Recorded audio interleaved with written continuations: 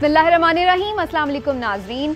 इमरान याकूब खान साहब और ज़फ़र हिलाली साहब के साथ मैं हूं Sameena Pasha. Programme viewpoint में आपको खुशामदीद कहती हूं। नाजरीन, आज एक बड़ा फैसला आया है सुप्रीम कोर्ट की जानिब से और जस्टिस काजी फ़ाइज़ ईसा के खिलाफ जो जुडिशल एक रेफरेंस बनाया गया था उसको खारिज करने का, सदारती जो रेफरेंस बनाया गया था उसको खारिज कर दिया गया, कलअदम करार दे दिया गया। इसके अलावा भी कुछ इसमें अहम बातें हैं जिन पर डिस्कशन ज़रूरी है, लेकिन हमने देखा कि ऐसा मालूम हो रहा है कि आर्मी चीफ की एक्सटेंशन के मामले के बाद ये दूसरा बड़ा मौका है जहां पर अदलिया के अगेंस्ट हमें ऐसा नज़र आ रहा है कि गवर्नमेंट की सुबकी वाली सिचुएशन नज़र आ रही है, तनकीद भी हो रही है और एक अजीब सा माहौल क्रिएट हो गया जैसे मुख्तलिफ इदारे कोई आमने सामने है। क्या वाकई ऐसा है? इस फैसले में आखिर ऐसा क्या है? किसकी जीत थी, किसकी हार? कुछ जायज़ा लेंगे पहले हिस्से में। थोड़ा आगे बढ़ेंगे तो बात करेंगे कि कोरोना वायरस तो फैल ही चुका है, बेकाबू नज़र आ ही रहा है, लेकिन ऐसे में आहिस्ता आहिस्ता हम देख रहे हैं कि तमाम कारोबारी ज़िंदगी खुलते चले जा रहे हैं, मामलात ज़िंदगी बहाल होते चले जा रहे हैं और अब ये भी फैसला आ रहा है कि तालीमी सरगर्मियाँ भी बहाल कर दी जाएँ। जब तालीमी सरगर्मियाँ बहाल करने की बात होती है तो क्या इसका मतलब ये है कि तमाम तालीमी इदारे खोल दिए जाएँ? अगर खोल दिए जाएँ तो किन SOPs के तहत और क्या उन पर अमल दरामद हो सकेगा या नहीं? दूसरे हिस्से में जायज़ा लेंगे। थोड़ा आगे बढ़ेंगे तो बात करेंगे कि BNP ने भी अपनी राहें जुदा कर ली हैं हुकूमत से। ये मामला आखिर किस तरफ जा रहा है? क्या हुकूमत का वजूद ख़तरे में है? क्या इनकी जो इस वक्त कश्ती है डोल रही है?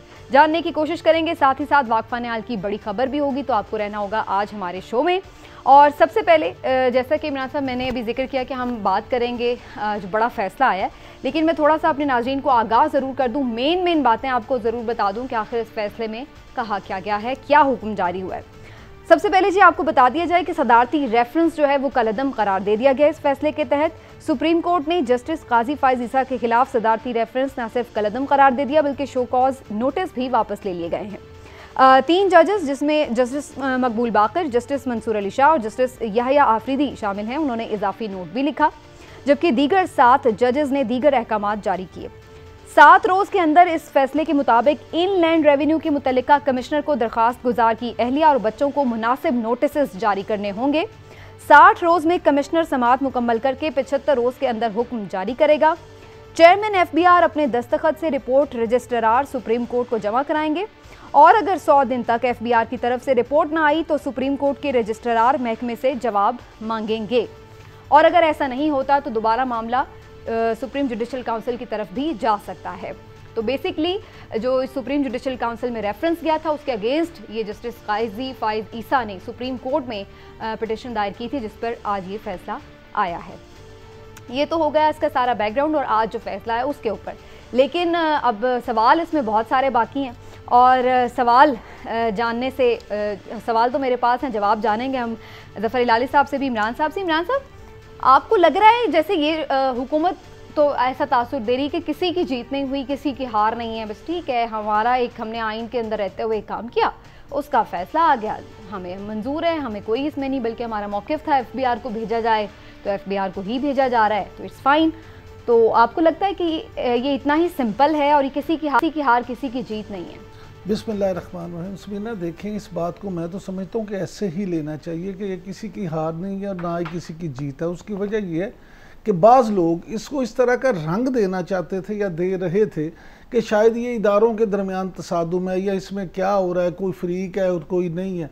लेकिन आज ये मैं ज़रूर कहूँगा कि इतना अहम फ़ैसला है कि जिससे बहरहाल हुकूमत जो है हमारी, उसके लिए ये फ़ैसला अच्छा नहीं है वफाकी हुकूमत के लिए। हाँ जी, हार इस तरह से बैकफुट पर है कहीं। हाँ जी, वो हुकूमत हमारी जो है वो बैकफुट पे चली गई है। उसकी वजह ये है कि आप ये देखें कि एक हुकूमती मौक़िफ़ था, रोज़ाना इस पे हुकूमती जो वुज़रा हैं और हुकूमती टीम जो है वो आके TV पे भी बात करते थे, मीडिया पे भी बात करते थे, सब कुछ थे। वो तो आज भी बात कर रहे हैं। मैं आपको एक छोटी सी चीज़ सुनवा देते हैं। आप कह रहे हैं बैकफुट पर नहीं है, लेकिन शक्बर साहब तो कुछ और कह रहे हैं, सुन लें जी।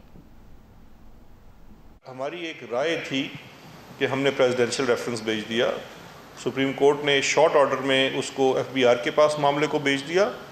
हम तो ऑलरेडी प्रोसीडिंग्स के दौरान गवर्नमेंट को ये ऑफ़र की गई थी कि अगर हम इस मामले को FBR की तरफ भेज दें, उसके बाद जो फ़ारूक नसीम साहब थे उन्होंने इंस्ट्रक्शंस ली बाकायदा प्राइम मिनिस्टर से और प्राइम मिनिस्टर ने एग्री किया कि अगर अदालत ये मामला FBR को भेजना चाहती है तो हमें कोई एतराज़ नहीं होगा। इस मामले पे पटिशनर ने एग्री नहीं किया। हमने सिर्फ एक दरख्वास्त की थी कि उसको टाइम बाउंड कर दीजिए, क्योंकि अक्सर ये होगा कि अगर एफबीआर का मामला चल सके तो हो सकता है 10 साल आगे फैसला ना आए। टाइम बाउंड भी कर दिया, एफबीआर को भी भेज दिया, वो तो कह रहे हैं हमारे मौकिफ की ये फतह है। बड़ी अच्छी बात है, होगी उनके मौक़िफ़ की फतह, लेकिन आपने कभी आज तक किसी हुकूमती नुमाइंदे को, किसी हुकूमती तर्जमान को ये कहते हुए सुना है कि नहीं आज हमारी फतह नहीं, आज हमारी शिकस्त हो गई है? यही तो सियासत का खेल है कि ये अपना कौवा सफ़ेद ही रखते हैं, इन्होंने कभी अपना कौवा काला नहीं होने दिया, मतलब अपना निकाल लेते हैं फैसले। लास्टली ये बता दें, आपको लग रहा है मामला आगे जाएगा? मुझे लगता है मामला आगे जाएगा, अभी बढ़ेगा, अभी बढ़ेगा, पिक्चर बाकी है, खत्म इस पे नहीं, पिक्चर बाकी है, अभी बहुत सारी चीज़ें होंगी और ये चीज़ें मैं समझता हूँ कि पाकिस्तानी सियासत में काफ़ी तब्दीली भी ला सकती है। अच्छा, हाँ जी, ग्रेट।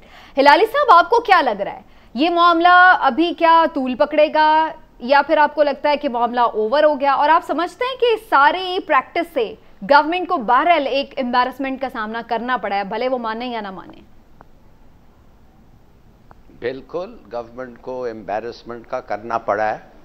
भाई सीधी सादी बात है, जब आपको पहले आपका फर्ज बनता था कि बीबी को बुलाएं, बच्चों को बुलाएं और कहें आपका पैसे का सोर्स किधर से आया है, अगर वो एक्सप्लेन कर देती जैसे उसने एक्सप्लेन किया है तो फिर इस रेफरेंस को फाइल करने का जरूरत क्या पड़ रहा है? और अगर वो नहीं करती तो फिर इनको जवाब देना पड़ता। इन अदर वर्ड्स, अगर ये पता कर सकते थे कि फैज ईसा साहब ने ये पैसे 2009 के बाद दिया है तो in that case he had to declare it, लाजमी था कि वो डिक्लेयर करें। और अगर 2009 के पहले किया है, 2003 जो भी है, उस वक्त तो वो एक इंडिपेंडेंट आदमी थे, वाइफ वाज इंडिपेंडेंट, उन पे कोई ऑब्लिगेशन नहीं था। और इन एनी केस इस वक्त तक वो टाइम बार्ड है, वो अब आप रेज नहीं कर सकते। लेकिन हिलाली साहब, ये किसी फोरम पे ही वो एक्सप्लेन कर सकती थी ना, या किसी फोरम पे ही पूछा जा सकता था, गवर्नमेंट खुद तो नहीं उनकी एहलिया को एकदम बुला के कह सकती थी जी बताएं। तो ऑब्वियसली जो एक राइट फोरम था, जो एक राइट तरीका था, उस तरीके से उन्होंने फॉलो किया प्रोसीजर को, तो इसमें क्या बुराई है? एक फोरम पे तो बताना था ना उन्हें। कौन से फोरम पे जाके उन्होंने पूछा है? किस फोरम ने उनको बताया है कि इनका पैसे इनके मियाँ के थ्रू आया था? ये तो मियाँ के नाम लेके कहने लगे इसको निकालो, he has violated the law। किससे पूछा इन्होंने? एफबीआर ने। वो तो कहती है बेचारी कि मैं जब जाती थी तो ये मुझे बात ही नहीं करते थे मेरे साथ, मुझे तो 1 साल का वीजा दिया इन्होंने।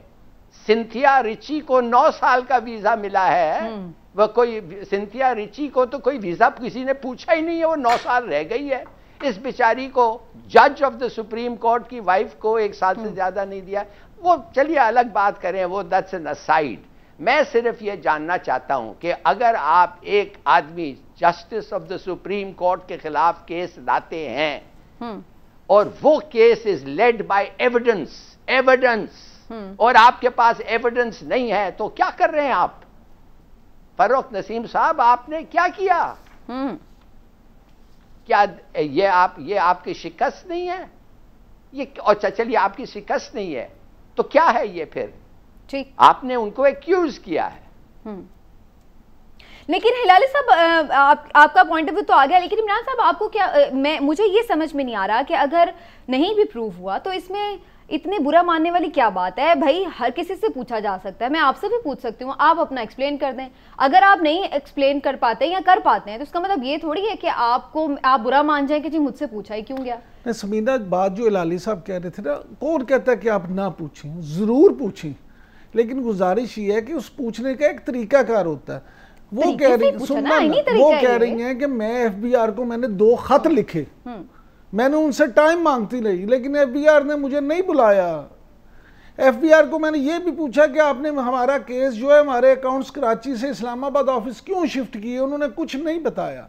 बात ये है कि जब इस तरह के मामला आप करेंगे ना, तो एक कानूनी काम को भी अगर गैर कानूनी तरीके से करेंगे तो अच्छा काम भी बुरा हो जाएगा। और ये देख लें आप कि आप एहतसाब करना चाहते थे, अगर मैं आपके मफरूजे को सच मान लेता हूं, आप वाकई एहतसाब करना चाहते थे, लेकिन आज आपका एहतसाब इस फैसले के बाद 0 हो गया है। अच्छा। आप कुछ साबित ही नहीं कर पाए। असल ये आपको लगता है कि ये केस शुरू से ही वीक था, इसीलिए जो इनके अपने अटॉर्नी जनरल थे, जो नए अटॉर्नी जनरल आए, उन्होंने तो ये केस को लड़ने से ही इनकार कर दिया था, मतलब वो तो आए ही नहीं। फिर फरोग नसीम साहब को एक दफा फिर से वजारत कानून से इस्तीफा देके और केस डिफेंड करना पड़ा। अभी आपको सिर्फ ये नहीं, ये वाले अटॉर्नी जनरल ही सिर्फ इनकार नहीं किया, इससे पिछले अटॉर्नी जनरल ने भी किया था। और अभी आ जाए शॉर्ट फैसला, जब आप तफसीली फैसला आएगा उसमें बहुत सारी चीजें होंगी, तो आप देखेंगे कि क्या क्या सुगम नजर आते हैं। हिलाली साहब कुछ कहना चाहते हैं? जी हिलाली साहब। बिल्कुल सही कह रहे हो इमरान। ये अब आप देखेंगे ये जो 3 डिसेंटिंग जजेस हैं वो किस किस्म के अल्फाज इस्तेमाल करते हैं गवर्नमेंट की केस हैंडलिंग पे। तो मेरे ख्याल में इट्स अ मेस, और ये कोई ज़रूरत नहीं था इस केस में अगर आपके पास स्ट्रॉन्ग एविडेंस नहीं होता, और मेरे ख्याल में गलती थी। तो हिलाली साहब फिर ये भी मुझे कह दीजिए कि अक्सर लोग ये भी डिमांड कर रहे हैं कि जिन लोगों ने ये केस फाइल किया और जिन लोगों ने ये मशवरा दिया हुकूमत को बिला वजह का ये पंगा लेने का, तो आपको क्या लग रहा है उनके अगेंस्ट कार्रवाई होनी चाहिए अगर वाकई ये रेफरेंस सारा बदनीयती पर मबनी था? उनके अगेंस्ट कुछ नहीं हो सकता, चलिए आगे बढ़ें।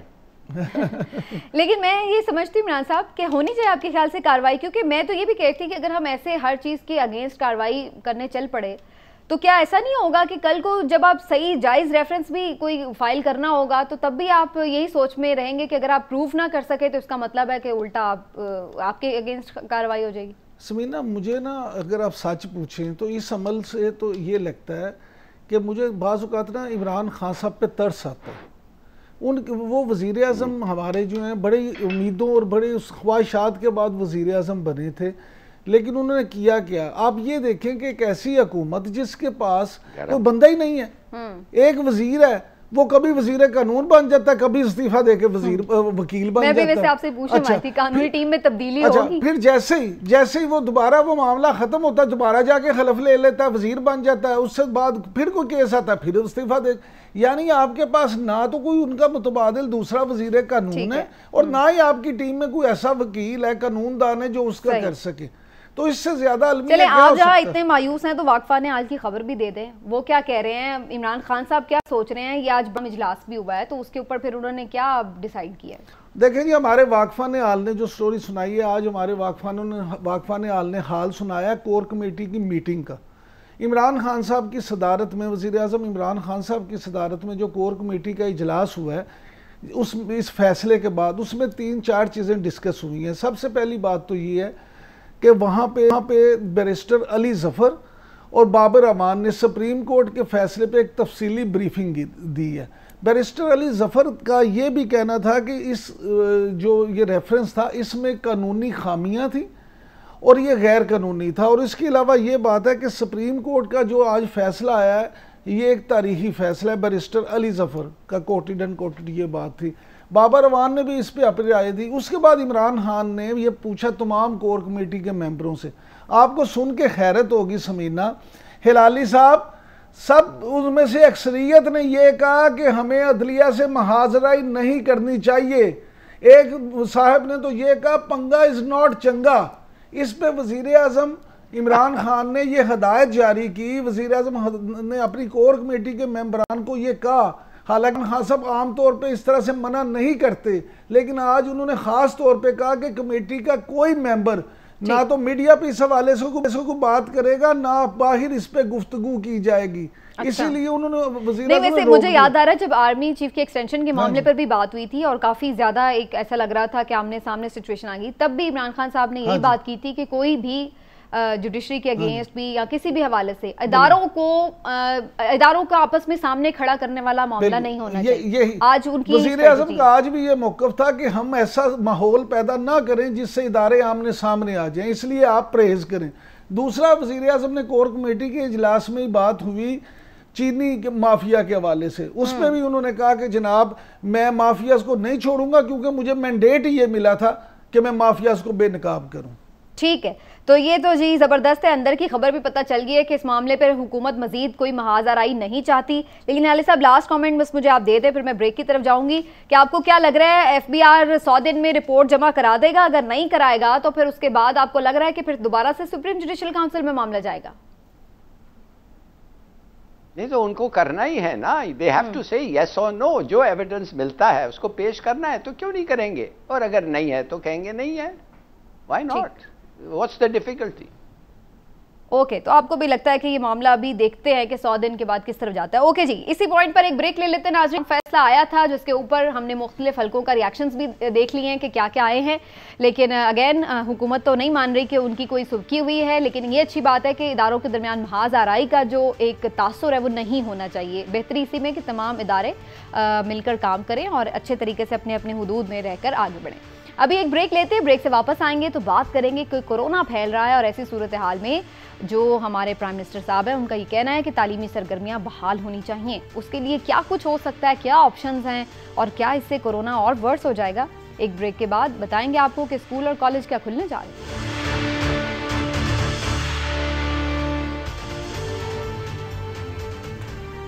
वेलकम बैक नाजरीन। इस वक्त हम देख रहे हैं कि कोरोना मरीजों की तादाद बढ़ती चली जा रही है। हर रोज़ ही 5,000, 4,500, 5,500, 6,000 के करीब मरीज़ जो हैं उनकी तादाद में इजाफा हो रहा है। और ऐसे में अब हम ये भी देख रहे हैं कि अस्पतालों में भी जगह कम पड़ रही है। सिचुएशन ख़तरनाक है, अमवात की तादाद भी बढ़ रही है, लेकिन इसके बावजूद भी हम देख रहे हैं कि मुल्क में कारोबार ज़िंदगी आहिस्ता आहिस्ता बहाल हो रहा है। ना सिर्फ ये कि मार्केट्स वगैरह खुल चुकी हैं और जो दीगर इंडस्ट्रीज़ हैं वो खोली जा रही हैं, बल्कि अब तो ये भी बात हो रही है कि तालीमी सरगर्मियाँ भी बहाल हों।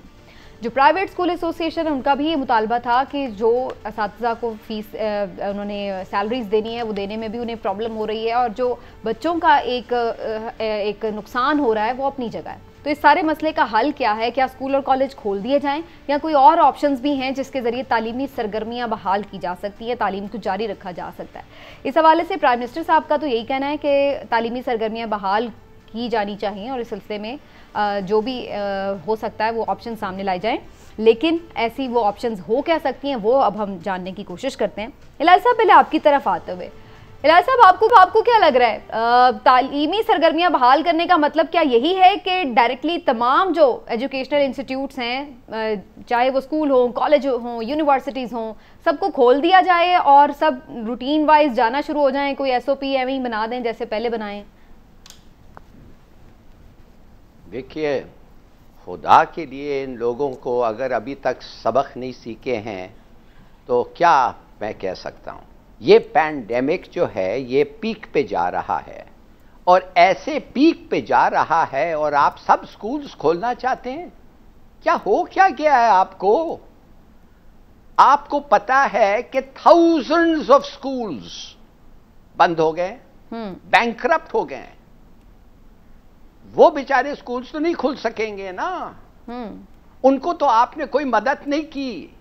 आपने शुगर को सब्सिडी दे दिया, आपने कंस्ट्रक्शन दोस्तों को स्टडी दे दिया, मगर ये जो स्कूल्स जो हैं एजुकेशन का आपका इतनी लो प्रायोरिटी है कि आपने उनको कुछ मदद ही नहीं की, एक पैसा नहीं दिया। करोड़, हजारों, मिलियंस, मैं कहता हूं प्रॉब्ली मिलियन लोग अभी स्कूल नहीं जा रहे हैं। ये कमाल का गवर्नमेंट है। अब आप खोलना चाहते हैं, सडनली खोलना चाहते हैं जब पीक का इंस्पेक्शन आई है। आपको पता है कि गवर्नमेंट स्कूल्स में क्या हालत है। पहले तो मैं जानना चाहता हूं आप खोलेंगे कैसे? गवर्नमेंट स्कूल्स में तो टेक्स्ट बुक्स अभी तक प्रिंट नहीं हुए हैं। और दूसरी बात यह है, गवर्नमेंट स्कूल्स के अंदर 40 और 50 बच्चे होते हैं एक क्लासरूम में। आप उनको जाके खोलेंगे? आप क्या कर रहे हैं भाई? उनको भी आप तबाह करना चाहते हैं। ठीक। और SOPs तो ये ताजिर नहीं कर सके। SOP स्कूल में SOPs आप करेंगे, बच्चों को आप SOPs you expect them to obey SOPs जो अडल्ट ताजिर बच्चे तो वैसे हमारे काफी डिसिप्लिन्ड हैं। जो स्कूल कॉलेज के बच्चे हैं वो तो डिसिप्लिन्ड हैं, हमारे शहरी जो हैं वो इनडिसिप्लिन्ड हैं। उन पे तो शायद अमल हो ही जाए। मतलब ये है कि जो आप उनको कहते हैं वो कुछ देर तक करते हैं, मगर वो बच्चे हैं, खुदा के लिए गेट अ ग्रिप। आप उनको कुछ पता ही नहीं है the danger and the importance of जो आप उनको सिखा रहे हैं। तो कहने की बात ये है, आपको जल्दी क्या है? नहीं, आप ये मुझे बताएं, आपको जल्दी क्या है? वो स्कूल्स जो बैंकरप्ट होने थे, जिनको फीस नहीं मिला, जिनको अकोमोडेशन रेंट के लिए नहीं दे सकते, वो तो खत्म हो गए ना। वो तो वैसे ही तबाह हो गए, तो और हो जाएंगे ना। रिवाइव करेंगे। यही तो मसला है कि और नंबर ज्यादा हो जाएगा, और टीचर्स बेरोजगार हो जाएंगे, और नंबर ज्यादा हो जाएगा और बच्चों का एक साल भी जाया हो जाएगा। और बच्चे हो गया है भाई, अब आपको वो तो हो गया है, उनको अब इनको आप बचाने के लिए बच्चों को डेंजर में लगाना चाहते हैं आप? ठीक, क्या आपके पास इंटरनेट है डिस्टेंस लर्निंग के लिए? कुछ नहीं है, लेट्स फेस इट। तो आपको लगता है कि कोई अच्छा अकलमंदाना फैसला नहीं होगा बल्कि डिजास्टर्स फैसला होगा? इमरान साहब, आपको क्या लग रहा है? ओके, आपको क्या लग रहा है इमरान साहब, तालीमी सरगर्मियां बहाल करने का मतलब सिर्फ यही हो सकता है कि तमाम एजुकेशनल इंस्टीट्यूट खोल दिए जाएं? आपको लगता है कि कोई और वेज भी निकाले जा सकते हैं, क्योंकि अब तो ऑनलाइन स्कूलिंग की भी बात हो रही है? सुमीना देखें, बात यह है कि हुकूमत जो फिर फैसला करने जा रही है ना, बात यह है कि फिर वही बात आएगी कि पता नहीं वो किस तरह से ये फैसले करते हैं, कौन उनका मशीर है, क्या सोचते हैं। आप ये देखें कि दुनिया में कोई भी काम नामुमकिन नहीं होता, लेकिन वो आपको दूसरों के तजर्बे से भी फ़ायदा उठाना चाहिए। और बीजिंग में उन्होंने स्कूल खोल दिए थे, लेकिन जब दोबारा ये वबा आई तो उन्हें स्कूल बंद करना पड़े।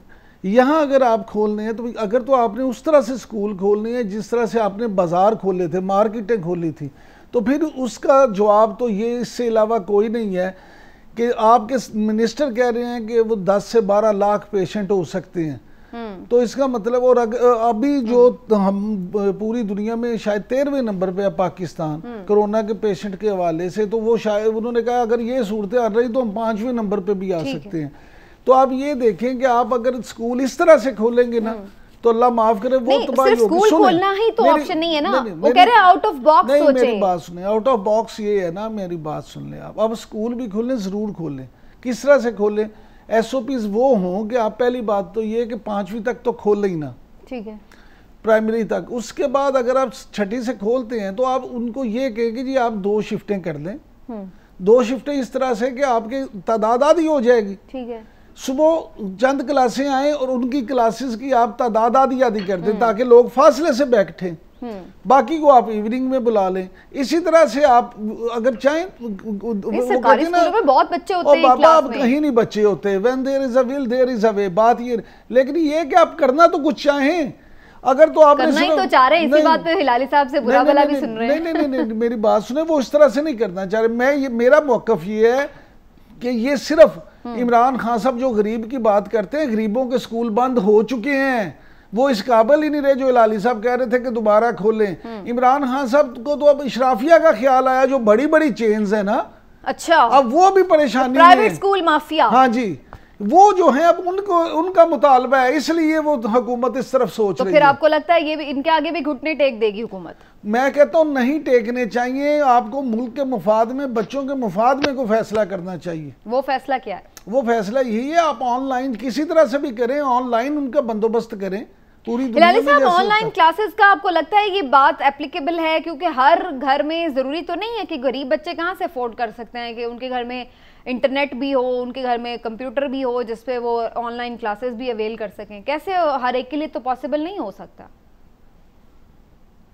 जी बिल्कुल नहीं हो सकता। और मैं आपको बताऊं कि मिसाल के तौर पे मैं तो हैरान हो गया, एक स्कूल है इस्लामाबाद में, इकबाल स्कूल, वो स्कूल जो है 1 रुपया नहीं लेता है वो गरीब के बच्चों से, और उधर इंटरनेट है, उधर ये डिस्टेंस लर्निंग हो रहा है, और टीचर्स को वो पैसे दे रहे हैं। You see there are examples of that total selfless, जबरदस्त। ऐसे लोगों को मेरे ख्याल में तमगा मिलना चाहिए, गवर्नमेंट शुड रिकॉग्नाइज देम। मगर आपको मैं एक चीज बताऊं, जैसे इमरान ने कहा था, वेरी गुड सजेशन, खोलना है तो आस्ते खोलो, क्लास 1 से 6 तक खोलो, आस्ते खोलो, क्लास 1 से 6 तक खोलो, देखो व्हाट इज द सिचुएशन, फिर आस्ते से 6 से ऊपर जाके खोलो। Have some sense. ये जो कहते हो ना फटाक करके सब चीज खोल दो, नहीं, अभी तो उन्होंने ऐसा नहीं कहा, अभी तो सिर्फ उन्होंने बात की है, सजेशंस पूछी हैं कि क्या हो सकता है। लेकिन इस सारी सिचुएशन में एक चीज और भी है इमरान साहब जिसको हम निगलेक्ट नहीं कर सकते, वो ये कि पेरेंट्स इसलिए भी परेशान हैं कि पढ़ा वो बच्चों को खुद रहे हैं, फीसें वो पूरी भर रहे हैं, ऊपर से स्कूल इंतजामिया के मैसेजेस आते हैं कि भाई अगर आप फीस नहीं देंगे तो आगे से आपको रिजल्ट नहीं मिलेगा, आइंदा जब भी स्कूल खुलेंगे चाहे 4 महीने बाद खुले, 6 महीने के बाद पिछले सारे ड्यूज क्लियर करने होंगे। तो ऐसा भी तो हो सकता है ना कि अगर फिलहाल नहीं भी स्कूल खुल रहे हैं तो 50% आप अपनी फीस कर दें ताकि आपके टीचर्स की सैलरी का भी इंतजाम हो जाए और जो देने वाले लोग हैं उनके ऊपर भी बर्डन ना आए। सुमीना, आप कहीं स्वीडन में या स्विट्जरलैंड में तो नहीं रहती? रात को आप सोती हो तो पता चले आप वहाँ सोई हुई हैं। भाई बात ये, जब 20% का कहा था तो इन स्कूल वालों को उस पर मौत पड़ गई थी। ये तालीम फरोश हैं, ये तालीम बेच रहे हैं, ये लोगों का खून चूस रहे हैं। आप क्या बात करती हैं? इन्होंने 20% तो माना नहीं, तो आप कहती हैं 50% कर दें। मैं इसीलिए कहता हूं कि हुकूमत का कंट्रोल इस तरह का होना चाहिए। हुकूमत उन्हें कि भाई अगर आपने अब इंसान के बच्चे ना बने तो बच्चों हम आपको नेशनलाइज कर लेंगे, फिर ना आप हमें कहिएगा, ताकि उन्हें भी पता हो कि ये हो सकता है, हम काबू आ सकते हैं। जब तक हुकूमत उनके साथ सख्ती से नहीं निपटेगी यहाँ मामला हल नहीं होगा। हिलाली साहब ने जैसे इस्लामाबाद के स्कूल की बात की, यहाँ लाहौर में दी ट्रस्ट स्कूल के नाम से एक इदारा चलता है, उनकी 4-5 ब्रांचें हैं। हिलाली साहब वो गरीब के बच्चों को किताबें देते हैं, यूनिफॉर्म देते हैं, खाना देते हैं, 1 रुपया फीस, मैंने सुने 1 रुपया फीस नहीं लेते, और बोर्ड में उनके बच्चे हमेशा पोजीशनें लेते हैं। बिल्कुल सही है। और ऐसे लोग हैं जो ऐसे फिलाई काम कर रहे हैं। लेकिन हिलाली साहब, लास्टली मुझे ये बता दें सर कि अगर ऑलरेडी हम देख रहे हैं कि केसेस इस तरह से बढ़े हैं, अब लोगों में ज़ाहिर है खौफ भी बढ़ रहा है इस चीज़ की वजह से, बच्चों के लिए हर कोई सेंसिटिव होता है, आपको लगता है कि हुकूमत ये फैसला कर भी दे कि हम सारे तालीमी इदारे खोल रहे हैं जिसका आपको खदशा है, तो क्या खुद पेरेंट्स बच्चों को भेजने के लिए विलिंग होंगे? वो भेजेंगे स्कूल्स कॉलेजेस में? देखिए, वो जो बेचारे पेरेंट्स हैं उनका क्या स्टैंडर्ड ऑफ एजुकेशन है, उनकी क्या सेंस ऑफ अवेयरनेस है। बहुत सारे तो कहते हैं कि कोई बीमारी है ही नहीं है, बहुत सारे तो कहते हैं बस अल्लाह की मर्जी है, जो पहनो ना पहनो अल्लाह की मर्जी है। यू नो, प्लीज अंडरस्टैंड किस किस्म की सोसाइटी आपकी society. You have to look after the people, आपकी एक जिम्मेवारी है, because you are educated, you have been given power, आपको उनका देखभाल करो खुदा के लिए। ये बातें आके करना सब चीज लाल साहब, जो मर्जी सोसाइटी को कह लें, जाहिल नहीं कहना आपने। जाहिल कहने पे बहुत बुरा मानते हैं क्योंकि डॉक्टर यास्मीन राशिद ने पिछले दिनों कह दिया आपको याद है वो। मैं तो जाहिल इज अ वेरी जाहिल तो बड़ा माइल्ड वर्ड है, बड़ा माइल्ड वर्ड है। मैं तो जब देखता हूं तो मैं कुछ और कहता हूं। राइट बेचारी उसके पीछे पड़ गए यार, उसके पीछे पड़ गए। ऑनेस्टली मेरे ख्याल में कुछ ऐसा ही तो होंगे कि उन्होंने एक आदमी के लिए वोट किया है जो हर 5 साल लूटता रहा है मुल्क को, उसको फिर भी वोट कर देते हैं। तो वो किस किस्म के लोग हैं? How would you describe them? मैं तो समझता हूँ वो तो बहुत कम अल्फाज है। अच्छा चलिए ठीक है। इमरान साहब, आपने तो नहीं कोई जाहिल वर्ड पे अपना कमेंट करना, वरना मैं ब्रेक ले। असल में डॉक्टर यास्मीन राशिद जो है ना, वो बड़ी सिंसियरिटी के साथ काम करने वाली है और बड़ा उनका है। अच्छा, वो उसी तरह ना अपने फ्लो में वो बात उस तरह से कर गई। मैं तो उनका बड़ा एहतराम करता हूँ, लेकिन मैं समझता हूँ उनका भी ये जरूर फर्ज है कि अल्फाज का चुनाव है ना जो। अच्छा, वैसे उन्होंने बात भी हम के अल्फाज में कि हम ऐसी कौम है, उन्होंने ऐसा नहीं किया जो भी है। जिस तरह हम यहाँ बैठते हैं टीवी में तो कोशिश करते हैं कि अल्फाज का चुनाव ऐसा करें कि किसी को बुरा ना लगे। राइट, तो उनका भी फर्ज है कि इस पे कर लें। चले जी, ठीक हो गया। आप अपना एहतियात खुद करें और बिल्कुल नहीं है, पढ़े लिखे होने का सबूत दें और इसके साथ साथ अपने आप को भी बचाएं, अपनी फैमिली को भी बचाएं, इस उम्मीद के साथ कि हुकूमत भी इस सिलसिले में कोई अच्छा फैसला करेगी। नाज़रीन, इसी पॉइंट पर एक ब्रेक लेते हैं और ब्रेक से जब वापस आते हैं तो बात करेंगे कि हुकूमत को क्या कोई और चैलेंज भी दरपेश है। अब हमने देखा कि BNP ने हुकूमती इत्तेहाद से अलग होने का ऐलान कर दिया है, तो उसके बाद क्या होने जा रहा है? क्या हुकूमत की कश्ती इस वक्त डोल रही है? एक ब्रेक के बाद।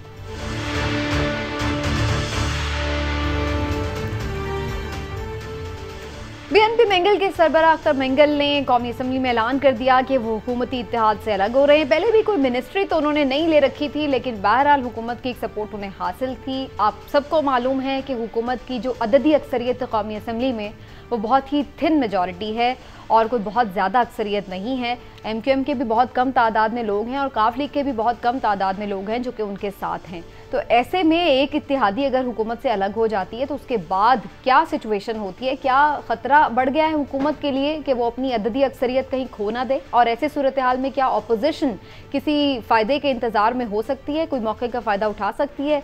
इस हवाले से बात करते हैं जनाब।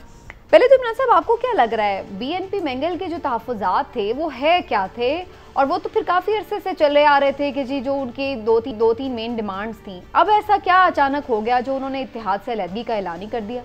समीना 6 मुतालबात थे उनके, जो 8 अगस्त 2018 को इनका मुआहदा हुआ था, जिसमें शाह महमूद कुरैशी, जहांगीर तरीन और रिंद हुकूमत की तरफ से इन्होंने साइन किए थे। ये दस्तखतशुदा मुआहदा था। और मेंगल साहब के मुताबिक उसमें इन्होंने इमरान खान साहब को 1 साल का वक्त दिया था कि आप ये हमारे 6 मुतालबात, जिसमें ये था कि जी आप बलूचिस्तान में तरक्याती काम करवाएंगे, ग्वादर के हवाले से था, फिर लापता अफराद के हवाले से था, मुख्तलिफ जो चीज़ें थी, बलूचिस्तान के कोटा क्या था कि जी आप 6% कोटा उनको देंगे, ये सारी चीज़ें थी। इन्होंने कहा जी उन्हें कहा कि आप साल में ये कर दें, लेकिन अब 2 साल होने को हैं, लेकिन हमारी बातें नहीं मानी गई। ठीक है, लिहाजा इसलिए हम कर रहे हैं। लेकिन मैं यहाँ आपको एक खबर दे दूँ, आप ये खबर ले लें मेरे से, आप नोट कर लें कि मेंगल साहब जो है ना, मामला चीज़ें बेहतर हो गई हैं, मेंगल साहब अलग नहीं होंगे। अच्छा। बहुत जल्द वापिस आ जाएंगे। अच्छा। रावी अभी इमरान खान के लिए चैन लिख देगा। ऐसा क्यों? अच्छा, आज जो कोर्ट उनकी बातें मान ली जाएंगी? नहीं, अभी मैं आप जिक्र कर रहा था ना पहले सेगमेंट में कोर कमेटी के इजलास का, तो आज कोर कमेटी के इजलास में जो एजेंडे पे तीसरा पॉइंट था वो इत्तेहादियों के साथ ताल्लुकात थे। अच्छा। वज़ीर आज़म इमरान खान ने ये कहा उस वक्त के जनाब हम तमाम इत्तेहादी जो हैं उनके तहफ़्फ़ुज़ात का ख्याल करेंगे। ठीक है। और ये जो है ना कोशिश की जाएगी हर इत्तेहादी के रुतबे पे वो कहते हैं। बिल्कुल। और उन्होंने कहा कि किसी के साथ भी कोई ज़्यादती नहीं होगी, हमें इत्तेहादियों को साथ लेके चलना है। और उन्होंने अपनी कोर कमेटी से कहा कि आप सब लोग जो हैं वो करें। इसीलिए परवेज़ खटक साहब को भी ये टास्क दिया गया कि आप इनसे गुफ्तगू करें, मुज़ाकरात करें, और उन्होंने मुलाकात के लिए वक्त भी मांग लिया। लेकिन मैं आपसे कह दूं, हमारे वाकफान हाल के मुताबिक मामला तय हो गए हैं, रजामंदी हो गई है, और मेंगल साहब दोबारा अपने उस पे वापस आ रुक जाए। अभी मैं आपसे और भी खबरें निकलवाती हूँ, लेकिन मैं पहले हिलाली साहब का पॉइंट ऑफ व्यू ले लूँ। हिलाली साहब, आपको क्या लग रहा है सर, किस बात का ये इशारा है कि मेंगल साहब ऐलान कर दें कि जी अब हम हुकूमत के इत्तेहाद का हिस्सा नहीं है? उसको पैसे चाहिए, मेंगल को पैसे चाहिए। मेंगल चाहता है कि ये बजट पे, देखिए ये this is the time to put pressure government पे ना। ये तो एक अजीब सा सिस्टम है, सेंटर में गवर्नमेंट के खिलाफ, गवर्नमेंट के साथ है, प्रोविंस में गवर्नमेंट के खिलाफ है। ये अजीब सा सिस्टम है, ये जाहिल सिस्टम है बाहर के। अच्छा, मैं आपको बताता हूँ इनका क्या है। देखिए, ये कहते हैं मिसिंग पर्सन। इनको 2-3 सवाल मैं पूछना चाहता हूँ। मेंगल साहब, आप ये बताएं, आपका भाई है जावेद मेंगल, वो 1997 पे एयरपोर्ट पे पकड़ा गया था, $5.4 मिलियन लेके जा रहे थे, पकड़े गए थे, है ना। अच्छा, नवाज शरीफ था प्राइम मिनिस्टर, उसने कहा जाने दो इसको। ये हुआ है कि नहीं? अच्छा, आपके भाई जावेद मेंगल जो हैं वो किधर होते हैं? या दुबई में होते हैं, स्विट्जरलैंड में होते हैं, या जिनीवा में होते हैं? ये सच बात है कि वो BLO के लीडर हैं? क्या ये सच बात है कि वो हिंदुस्तान के साथ उनकी बड़ी क्लोज रिलेशनशिप है? आप बताएं, आप किधर खड़े होते हैं as compare to him? Where do you stand? तो कहने की बात ये है कि देखिए, आई मीन ये रेफ्यूजीज के बारे में क्या मतलब है आपके अच्छा, कोटा, लेट्स डू कोटा के बारे में 6% इनको कहते हैं हमारा 6% का कोटा नहीं होता है, सिंधीज और पंजाबीज ही आते हैं। पहले तो आपके जो बाप थे अताउल्ला मेंगल, 303 लोगों को उन्होंने निकाला है उधर से, ऑन द, जो अच्छे लोग थे, जो काम कर रहे थे बलूचिस्तान में। अब वो कह रहे हैं कि जो 6% आप लेते हैं ये सिंधी हैं, पंजाबी हैं।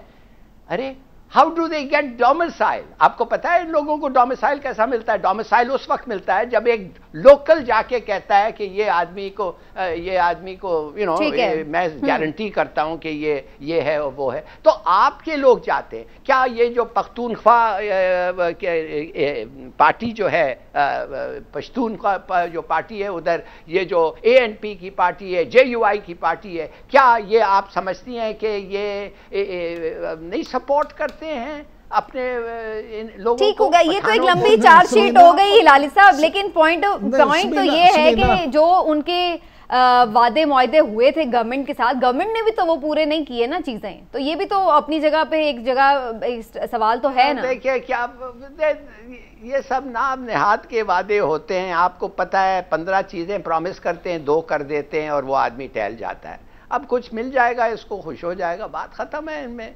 आई मीन आई फ्रैंकली मैंने एक मिनट के लिए इस पे तवज्जो नहीं दिया कि ये कोई बड़ा मूव है। जब बड़ा लेकिन मुझे आपकी बातें सुन के लगा आपने काफी तवज्जो दी। अच्छा समीना, मैं हिलाली साहब ने ना एक लंबी चार्जशीट कर दी है। मैं बड़ी माजरत के साथ मैं ये नहीं मानता, मैं इख्तिलाफ करता हूँ। उसकी वजह ये है, पहली बात तो ये कि किसी के भी मुहब्बे वतन होने पे हमें शक नहीं करना चाहिए। दूसरी बात ये कि उनका भाई अगर BLO का लीडर है तो जरूरी तो नहीं कि उनकी भी इन्वॉल्वमेंट हो। एक भाई अगर कातिल हो तो दूसरे को भी आप फांसी लगा देंगे, ये तो बात ठीक उनके नहीं फेल के वो जिम्मेदार कह रहा है। नहीं मेरी मैं तो कह रहा हूं आपके सुने, जो एहसास महरूमी है वहां पे, जो वहां पे वो पसमानदगी है, हमें बतौर वफाक एक बड़े भाई के तौर पे उसको दूर करने के लिए कोशिश जरूर करनी चाहिए। तमाम सूबों को भी करनी चाहिए कि तमाम इकाइयां एक जैसी हों। लेकिन सर यहाँ पे लोग ये भी सवाल करते हैं कि बलोचिस्तान को खुद इन्हीं सरदारों ने ना तो पढ़ने लिखने दिया है, ना उनकी महरूमियाँ दूर होने दी है, जान के उन्हें महरूम रखा गया है ताकि वो अवाम ना पढ़ लिख सकें, ना अपने हुकूक से बाशऊर हो सकें,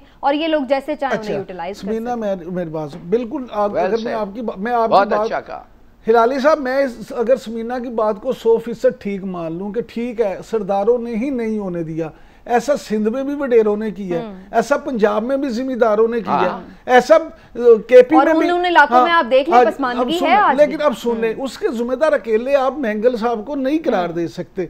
आपको ऐसा सिस्टम डेवलप करना है जहां पे कोई भी सुन ले जहां कोई भी सरदार, कोई भी वडेरा, कोई भी जिम्मेदार किसी का इस्तेहसाल ना कर सके, गरीब आवाम के साथ ज्यादती ना कर सके। जब आप खुद ऐसे हालात पैदा कर देंगे तो कोई ब्लैकमेलर ब्लैकमेल कर ही नहीं सकेगा। जो भी पावरफुल होता है फिर। जी सर हिलाल साहब जी, आप बिल्कुल सही कह रहे हैं Imran, I am not objecting, मगर जब आप मिसिंग के खिलाफ करते रहते हैं और पता चलता है कि रमजान के वक्त 3 लोग मारे गए हैं ग्वादर के नजदीक एक्शन में, और वो तीनों जो थे वो मिसिंग के लिस्ट पे थे, और वो 3 जो निकले गद्दार, और वो 3 जो निकले आपके फौजियों को मारने के लिए।